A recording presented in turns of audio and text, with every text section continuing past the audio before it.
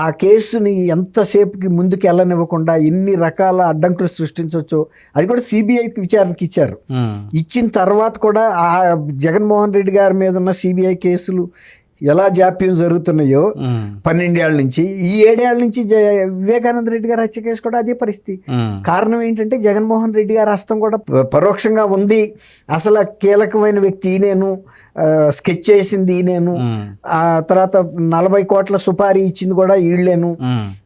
అవినాష్ రెడ్డి కానీ భాస్కర్ రెడ్డి కానీ వీళ్ళ చేతిలో పనిముట్లే తప్ప వాళ్ళు స్వయంగా చేయలేరు. ఎందుకంటే జగన్మోహన్ రెడ్డి గారి పర్మిషన్ లేకుండా వివేకానంద రెడ్డి గారికి స్కెచ్ చేసేటంత దమ్ము, ధైర్యం, సాహసం, అవసరం ఎవ్వరికీ లేదు. ఎందుకంటే వివేకానంద రెడ్డి గారు షర్మిలకి సపోర్ట్ చేస్తున్నాడు. షర్మిల ఎట్టి పరిస్థితుల్లోనూ రాజకీయాల్లో రాకూడదు, ఏ పదవిలోనూ ఉండకూడదు, ఉంటే తన ప్రాధాన్యత తగ్గిపోద్ది అనేది జగన్మోహన్ రెడ్డి గారికి ఒక అభద్రతా భావం ఉంది.